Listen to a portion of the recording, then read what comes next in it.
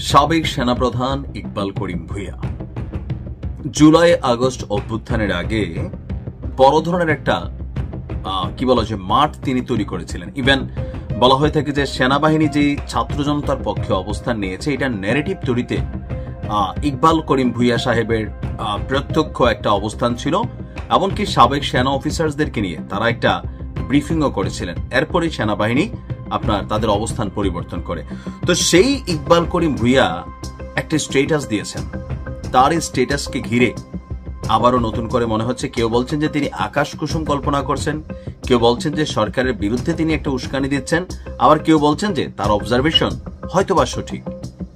আগামী ফেব্রুয়ারি থেকে নির্বাচন হবে, অনেকের মনে শঙ্কা। তবে নীরবে নিভৃতে প্রফেসর ইউনূস বিরাট ঘটনা ঘটিয়ে দিয়েছেন, অসম্ভবকে সম্ভব করেছেন। হ্যাঁ, এখন পর্যন্ত খবর এটাই, ঘটনা ঘটে গেছে। যার অর্থ ফেব্রুয়ারিতে কিসের নির্বাচন? প্রফেসর ইউনূস আরো কয়েক বছর ক্ষমতায় থাকবেন। ওই যে ইকবাল করিম ভূঁইয়া যেটা বলেছে না, সাবেক সেনাপ্রধান, অনেকটা এরকমই। এই সরকার আরো কয়েক বছর ক্ষমতায় থাকতে পারে। উপদেষ্টা পরিষদ সফল হবে, অনেক ব্যর্থ উপদেষ্টাকে পরিবর্তন করা হবে, নতুন নতুন উপদেষ্টাদের নিয়োগ দেওয়া হবে। হয়তোবা দেখবেন যে পিনাকি ভট্টাচার্য, মাহমুদুর রহমানদের মতো লোক উপদেষ্টা পরিষদে ঢুকে গেছে। It could be. কি ভাবছেন দেশে নির্বাচন হবে? আপনারা শান্তি মতন থাকবেন বাংলাদেশে? মোটেও না। দেশে কোনো নির্বাচন হবে না। ফেব্রুয়ারি কেন, যদি আরো 3 বছর পরেও ফেব্রুয়ারি আসে, সেই ফেব্রুয়ারি তো নির্বাচন হবে না। এই বাংলাদেশ আরো 50 বছর পিছনে চলে গেছে। একটাবার ভাবেন, যখন শেখ হাসিনার পতন হয়েছিল ঠিক 3 মাস পর যদি বাংলাদেশে নির্বাচন হতো, তাহলে আজকে বাংলাদেশের অবস্থা এমন হতো না। এখন বাংলাদেশে কোনো আইন নেই, এখন বাংলাদেশে কোনো সরকার নেই, যার যার মতো আইন হাতে তুলে নিচ্ছে। ডক্টর ইউনূস বলেছিলেন যে ফেব্রুয়ারিতে নির্বাচন হবে, মোটেও নির্বাচন হবে না, মোটেও নির্বাচন হবে না। আজকে দেখেন বাংলাদেশের গার্মেন্টস শিল্প বন্ধ হয়ে যাচ্ছে, বায়াররা অর্ডার দিচ্ছে না। কেন বায়াররা অর্ডার দিচ্ছে না? কারণ বাংলাদেশে কোনো শিকড় নেই, বাংলাদেশে গাছের গোড়া নেই। কার দিকে তাকিয়ে বায়াররা অর্ডার দেবে? চট্টগ্রামে আগুন লেগে গার্মেন্টস ধ্বংস হয়ে গেল, চট্টগ্রামে আগুন লেগে গার্মেন্টস ধ্বংস হয়ে গেল। এয়ারপোর্টে আগুন লেগে কোটি কোটি টাকা, যেখানে আমরা হিসাব দেখেছি 12,000 কোটি টাকার মাল নষ্ট হয়েছে, পুরে আগুনে পুরে ছারকার হয়ে গেছে। গার্মেন্টস মালিকরা টাকা কই থেকে আনবে? চুরি করবে? এই বাংলাদেশ 1970 সালে যেভাবে চলছিল ঠিক সেভাবে চলবে। এই বাংলাদেশ আর উন্নত হবে না যতক্ষণ পর্যন্ত নির্বাচন না হবে, যতক্ষণ পর্যন্ত স্থায়ী সরকার না হবে।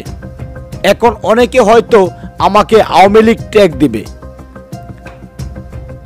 আমরা একটা ফেসবুকের মাধ্যমে ভিডিও দেখি, একটা পিচ্চি ছোট বাবু, যার বয়স হবে 5 থেকে 6 বছর, সে কন্টেন্ট ক্রিয়েটর। প্রত্যেকটি ভিডিওতে তার একটি মেসেজ থাকে, সে লাস্টে একটি কথা বলে, উচিত কথা কইলেই ভালো না। তো বাংলাদেশে যতক্ষণ নির্বাচন না হবে বাংলাদেশে শান্তি ফিরে আসবে না।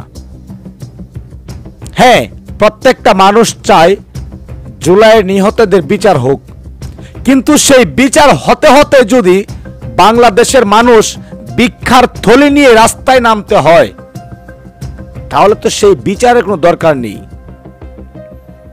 জুলাই যোদ্ধাদের বিচার, জুলাই নিহতদের বিচার খুব দ্রুত করে শেখ হাসিনাকে গ্রেপ্তার করে তার সমস্ত অপকর্মের রায় দিয়ে যত চালু সম্ভব আপনারা নির্বাচন দেন। আপনারা নির্বাচন দেন, নির্বাচন না দিলে বাংলাদেশের অবস্থা ভয়াবহ হয়ে যাবে। তো দর্শক শ্রোতা, ইতিমধ্যে ভিডিও শুরুতে যে বিশেষ অংশগুলো দেখিয়ে আজকের এই ভিডিও শুরু করেছি, সম্পূর্ণ ভিডিওটি প্রমাণ সহকারে থাকবে আজকের এই ভিডিওতে। কে কোন জেলা থেকে আজকে আমাদের এই ভিডিওটি দেখছেন অবশ্যই কমেন্টের মাধ্যমে জানিয়ে দিন। দয়া করে আজকের এই ভিডিওটি আপনার সোশ্যাল মিডিয়াতে শেয়ার করে দিন। একটু উস্কানি দিচ্ছেন, আবার কেউ বলছেন যে তার অবজারভেশন হয়তোবা সঠিক। আগামী ফেব্রুয়ারি থেকে নির্বাচন হবে, অনেকের মনে শঙ্কা। তবে আজকে সাবেক সেনাপ্রধানের বক্তব্যে সেই আশঙ্কাটা আরো বড় আকার ধারণ করেছে। আসুন কি তিনি আসলে বলেছেন যেটা নিয়ে এত আলোচনা সমালোচনা। ইকবাল করিম ভূঁইয়ার ফেসবুক পোস্টে তিনি লিখছেন যে বর্তমান অন্তর্বর্তীকালীন সরকার মানে ডক্টর ইউনূস আরো 1 থেকে 2 বছর থাকবেন। তাহলে এই যে প্রতিদিন বলা হচ্ছে নির্বাচন হবে হবে হবে, দেশে বিদেশে আমরা তাহলে কোথায় কনফ্লিক্টে আছি? তার বক্তব্য হচ্ছে যে এরপর নির্বাচনে বিএনপি ক্ষমতায় যাবার সম্ভাবনা হবে, মানে 1-2 বছর ডক্টর ইউনূস থাকবেন, তারপর নির্বাচন হবে, সেই নির্বাচনে বিএনপি ক্ষমতা আরোহণের সম্ভাবনা। আবার বিএনপি পুরো মেয়াদ শেষ করতে পারবে কিনা তিনি বহু দূরদর্শী চিন্তা করেছেন। তা নির্ভর করবে কিছুটা ভারতের কৌশলগত অবস্থানের উপর এবং কিছুটা আওয়ামী লীগের প্রত্যাবর্তন ও শক্তি সঞ্চয়ের উপর।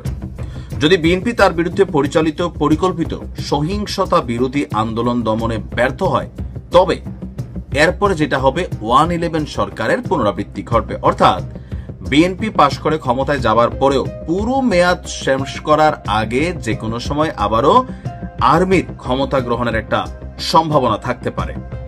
তো তিনি তার ফেসবুক পোস্টে আরো লিখেছেন, অদক্ষতা, আইন শৃঙ্খলা বাহিনীর অবনতির কারণে অথবা ছাত্র চাপের মুখে সংস্কার মিশনে হাত দিলে নির্বাচন না হয়ে অন্তর্বর্তী সরকার ক্ষমতায় থাকবে। তখন দুর্বল মন্ত্রীরা বদলাবে এবং ডক্টর ইউনূসকে প্রেসিডেন্ট করে ঐকমত্যের জাতীয় সরকার প্রতিষ্ঠা হবে। সংবিধান বদলের ক্ষীণ গুঞ্জন উচ্চকিত হলে আগামী 5 বছর যাবে গণপরিষদের নির্বাচন, সংবিধান প্রণয়ন, গণভোট। যাই ঘটুক, এই 5টি বছর দেশকে বাস করতে হবে বিভ্রান্তি, অস্থিরতা, প্রতিবাদ, আন্দোলন, হরতাল, অবরোধ এবং সহিংসতার ভেতর দিয়ে। পঙ্গু অর্থনীতির দরিদ্রদের আরো বিপদে ফেলবে এবং সামাজিক অর্থনৈতিক সূচকে বাংলাদেশ ক্রমাগত পেছনে থাকবে। পোস্টটির শেষের দিকে তিনি যুক্ত করেছেন, এই বিশ্লেষণটি সম্পূর্ণভাবে আমার নিজস্ব চিন্তা, অভিজ্ঞতা এবং বাস্তব পর্যবেক্ষণের উপর নির্ভর করে রচিত। এর মূল ভিত্তি গড়ে উঠেছে গত 5ই আগস্টের পরবর্তী যে ঘটনা প্রবাহ এবং বহুমাত্রিক সামাজিক রাজনৈতিক প্রতিক্রিয়ার প্রেক্ষাপটে। জুলাই সনদ, সাংবিধানিক সংস্কার এবং আসন্ন জাতীয় নির্বাচন সবকিছুই আজ 5 আগস্টের ছাত্র আন্দোলনের প্রত্যক্ষ ও পরোক্ষভাবে নতুন দিক নির্দেশনা পেয়েছে। সরকার কখনো বলবে না এটা অন্য মাধ্যমে স্থগিত হবে, যেমন কোর্ট বলবে কোন একটা রিটের কারণে স্থগিত হয়ে যাবে, সীমানা সংক্রান্ত জটিলতার কারণে স্থগিত হয়ে যেতে পারে, অথবা তত্ত্বাবধায়ক সরকার রায়ের ফলে একটা জটিলতা তৈরি হয়ে স্থগিত হয়ে যেতে পারে, জুলাই সনদ বাস্তবায়ন নিয়ে জটিলতার ফলে স্থগিত হয়ে যেতে পারে। মানে এটা কোর্ট বা অন্য কারো মাধ্যমে ঘটনা ঘটতে পারে। তো দর্শক, বাংলাদেশ 5 আগস্টের পর সত্যিকার অর্থে স্বাধীন হয়েছে। এটাকে আমরা দ্বিতীয় স্বাধীনতা বলি। 1971 সালে আমরা ভৌগোলিক স্বাধীনতা পেয়েছিলাম, কিন্তু রাজনৈতিক স্বাধীনতা পাইনি। আমরা ছিলাম ভারতের ওয়ান কাইন্ড অফ কলোনি। ভারতের সাথে কোনো দ্বিপাক্ষিক সম্পর্ক ছিল না, ভারতের সাথে ছিল স্বামী স্ত্রীর মতো সম্পর্ক, যেটা আওয়ামী লীগের স্বঘোষিত নীতি ছিল। আওয়ামী লীগের পররাষ্ট্রমন্ত্রী সরাসরি নিজে বলেছিলেন যে স্বামী স্ত্রীর মতো সম্পর্ক।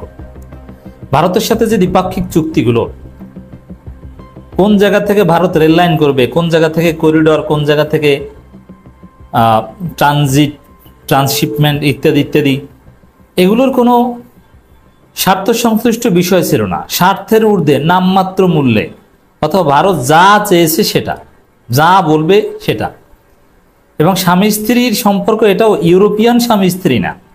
আপনি যদি ইউরোপের মূল্যবোধের দিকে তাকান, সেখানে স্বামী স্ত্রীর সমান সমান একটা অধিকার থাকে।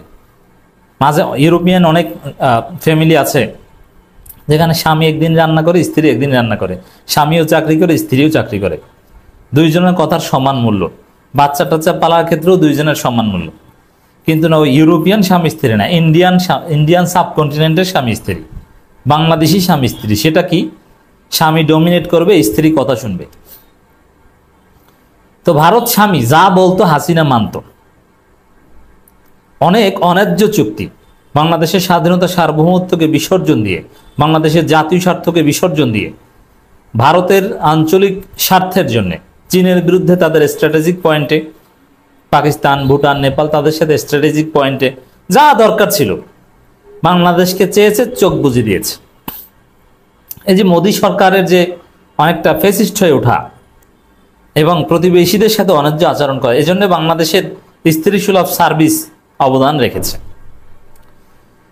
তো স্বাভাবিক যে বাংলাদেশের আসলে স্বাধীনতা সার্বভৌমত্ব ছিল না, বাংলাদেশ ছিল ভারতের স্ত্রী। এই জায়গা থেকে 5 আগস্ট সেপারেশন হয়েছে, বাংলাদেশ আলাদা হয়েছে, ইন্ডিপেন্ডেন্ট হয়েছে, স্বাধীন হয়েছে। এখন আগের যে স্বামী স্ত্রীর সাথে টার্মস অ্যান্ড কন্ডিশন যেসব চুক্তি টুক্তি ছিল, এগুলো বাতিল করার একটা জোরালো দাবি 5 আগস্টের পরে জনগণের ছিল। বিশেষ করে এই বিষয়ে পিনাকি ভট্টাচার্য, মাহমুদুর রহমান, এমনকি জামাতপন্থী কেউ কেউ এই বিষয়ে সোচ্চার ছিল।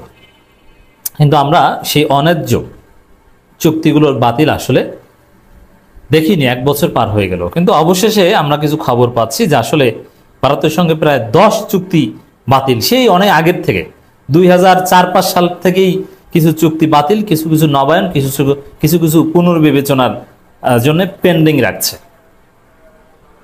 অতএব বাংলাদেশের জাতীয় স্বার্থের সাথে যে চুক্তিগুলো কন্ট্রাডিক্টরি, সেটা বাতিলের দাবি, বাতিল হয়েছে এই দাবি করছেন সরকারের কেউ কেউ, বিশেষ করে আসিফ মাহমুদ, আপনারা জেনেছেন অলরেডি। কিন্তু পররাষ্ট্র মন্ত্রণালয়ে পররাষ্ট্র উপদেষ্টা এরা চুপচাপ। এই জন্য এই পররাষ্ট্র উপদেষ্টার নাম পিনাকি ভট্টাচার্য দিয়েছেন শ্রী শ্রী তৌহিদ হোসেন প্রভুপাদ। এর মানে তিনি ভারতের দালাল। তারা মনে করেন, বা বাংলাদেশের এখনো অনেকে মনে করেন, যে বাংলাদেশের রাজনীতিতে ভারতের অনিবার্য প্রভাব থাকবে, এমনকি আগামী নির্বাচনে যারা ক্ষমতা আসবে তারা কত বছর ক্ষমতায় থাকতে পারবে এটা অনেকাংশে নির্ভর করে ভারতের উপর। এটা মিথ্যা কথা। ভারতের প্রভাব যদি থাকতো বা অনিবার্য যদি হতো, তাহলে হাসিনার পতন হতো না। এভাবে আওয়ামী লীগকে আপনি নিষিদ্ধ করতে পারতেন না। সর্বোচ্চ হাসিনা একটা জাতীয় সরকারের ঘোষণা দিত অথবা মিড টার্ম ইলেকশনের ঘোষণা দিত। কিন্তু এভাবে পালানো এটা কিছুতেই সম্ভব ছিল না যদি ভারতের প্রভাব বাংলাদেশে অনিবার্য হতো। না, অনিবার্য নয়, এটা নিবারণ করা গেছে, ভারতের পরাজয় হয়েছে, এই জন্য চুক্তি টুক্তি বাতিল করা সম্ভব হচ্ছে হবে। ধোঁয়াশা আছে, কিন্তু সরকারের উপদেষ্টা বলেছেন আসিফ, এর মানে ইটস ট্রু, চুক্তি বাতিল হয়েছে। তো দর্শক, চুক্তি যদি বাতিল হয়ে থাকে, এই খবর যদি সঠিক হয়ে থাকে, আমরা বিশ্বাস করি খবর সঠিক।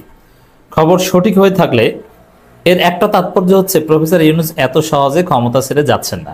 যদি ফেব্রুয়ারিতে নির্বাচন দিয়ে চলে যাওয়ার ইচ্ছা থাকতো, তাহলে এই জটিল কাজ করতেন না, এই মহা প্রজেক্টে হাত দিতেন। এটা মহা প্রজেক্ট, কোন নির্বাচিত সরকার এই সাহস করতো না।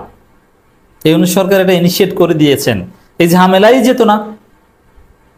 সরকারের উদ্যোগ, আন্তর্জাতিক সম্পর্কের ধরন, ভারতের সাথে চুক্তি বাতিল, এছাড়া আরেকটা বিষয় এই যে পে স্কেল বাস্তবায়ন। এই পে স্কেল বাস্তবায়ন সরকার জাতীয় নির্বাচনের আগেই, মানে মোটামুটি আমরা সর্বশেষ খবর নিয়ে যেটা জানতে পেরেছি, জানুয়ারিতেই এই পে স্কেল বাস্তবায়ন করা হবে। চূড়ান্ত সুপারিশমালা সবকিছু রেডি করা হবে এই অক্টোবরে, মানে আর 1-1.5 সপ্তাহের মধ্যে। তারপরে জানুয়ারিতে চূড়ান্তভাবে বাস্তবায়ন করা হবে। এখন পে স্কেল বাস্তবায়ন এত বড় কাজ, আবার এমপিওভুক্ত শিক্ষকদের দাবি মেনে নেয় এত বড় কাজ, ভারতের সঙ্গে চুক্তি বাতিল এত বড় কাজ, ফেব্রুয়ারিতে নির্বাচন দিয়ে চলে যাওয়ার ইচ্ছা থাকলে এগুলো করতেন না। এত সোজা না, এগুলো কেউই করে না। অতএব ফেব্রুয়ারিতে কিসের নির্বাচন? প্রফেসর ইউনূস কয়েক বছর ক্ষমতায় থাকবেন বলে মনে হচ্ছে। এই চুক্তি বাতিল এবং পে স্কেল বাস্তবায়নের যে সিদ্ধান্ত,